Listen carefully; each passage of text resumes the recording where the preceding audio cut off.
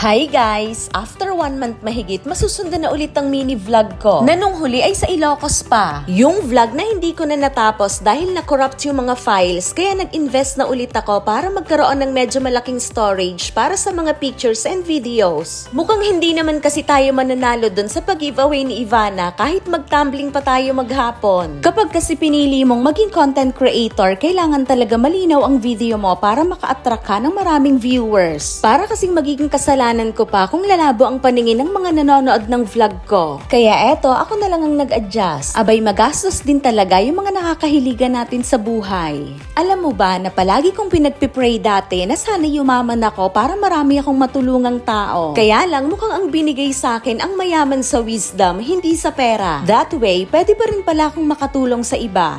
So, hindi talaga palaging about sa pera ang tulong na pwede mong ibigay. Pwede rin palang kaalaman at para sa well-being ng iba. Nitong mga nakakaraang araw nga pala, namasyal ulit kami sa Bicol. Na-vlog ko na dati yung mga sikat na tourist destination sa Albay, kaya sisimulan naman natin ngayon sa probinsya ng Sorsogon. Pero bago tayo magsimula, saan nga bang part ng Pilipinas matatagpuan ang lalawigang ito? Alam ko marami sa inyo ang naririnig yan, pero walang idea kung saan nga bang gawin sa bansa. So eto na guys, kaunting kaalaman. Ang Sorsogon ay isang probinsya sa Bicol region na matatagpuan sa pinakadulo ng timog silangang bahagi ng isla ng Luzon. Probinsya ng Albay ang nasa hilaga nito at Philippine Sea naman sa silangan. Nakaharap ito sa isla ng Samar sa timog silangan na pinaghihiwalay naman ng kipot ng San Bernardino. At ang isla ng Tikaw na bahagi ng probinsya ng Masbate ang nasa timog kanluran nito. Ang Sorsogon ay kilala rin bilang the gateway to Southern Philippines. Dito matatagpuan ang Matnog Port. Sorsogon City naman ang kabisera nito. Kung ang Albay ay may Mayon Volcano, ang Sorsogon naman ay meron ding sariling bulkan. Ang Mount Bulusan na pang-apat sa pinakaaktibong bulkan sa Pilipinas na madalas ding mag-erupt katulad ng Mayon. Madalas biglaan ang pagputok nito na walang masyadong babala mula sa bulkan.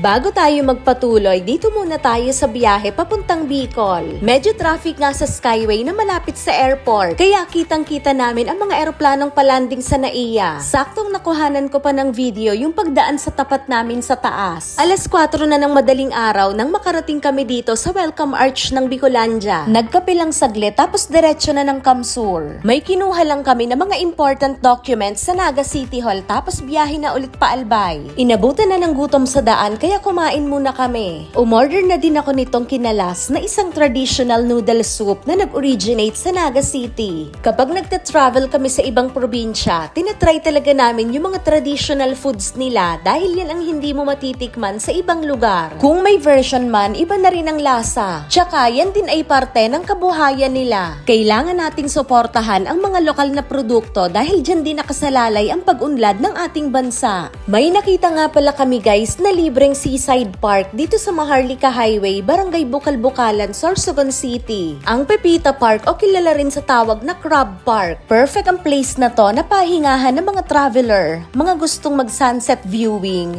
jogging at family picnics. Makikita dito ang magandang view ng Sorsogon Bay at matatanaw din ang Mount Bulusan sa background. Naku, yung dalawang bata nga dyan hindi mapakali at manguhuli daw sila ng maliliit na crabs. Kaya siguro tinawag itong Crab Park. Kung gusto niyo naman ng mas maganda pang view ng Sorsogon Bay, tawid kayo sa kabilang kalsada. May akyatan doon papuntang Paroha Hill and Grotto. Hindi ko naakyat nung una kaming napunta dito. Kaya ngayon hindi ko na to palalampasin pa at para ma-vlog ko na din. Natatandaan ko parang bagong pintura pa to 2 years ago. Ito yung simple at libreng pasyalan pero yung view hindi mo matatawaran. Makikita dito sa taas ang statue ng mahal na birhen. Tanaw din dito ang Maharlika Highway at Pepita Park at ang panoramic view ng Sorsogon Bay at Mount Bulusan. Hindi nga ako nagkamali na mas maganda talaga ang view dito sa taas. Ang tahimik dito kaya tamang-tama para sa mga naghahanap ng kapayapaan ng isip. Next naman naming destination ang Gubat Sorsogon dito sa Rizal Beach na napuntahan na rin namin ni Aikwen 10 years ago. Hindi pa ako content creator noong mga panahon na yan.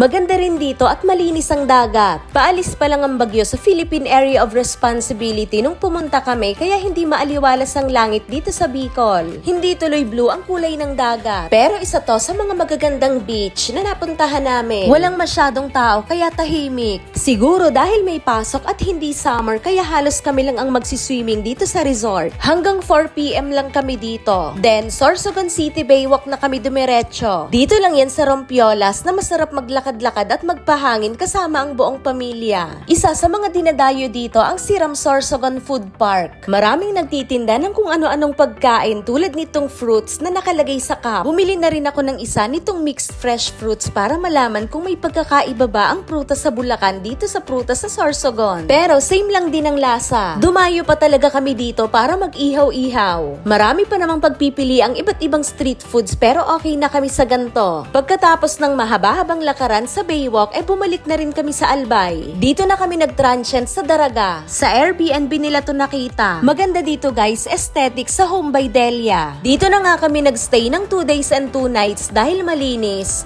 maayos at mabango yung mga rooms and linens. Kaya kung i-rate ko to mga 9.5/10, ganun din daw kay Aikwen dahil naging comfortable at masaya ang pagstay namin dito. Yun lang ulit ang gusto kong i-share. Bye-bye!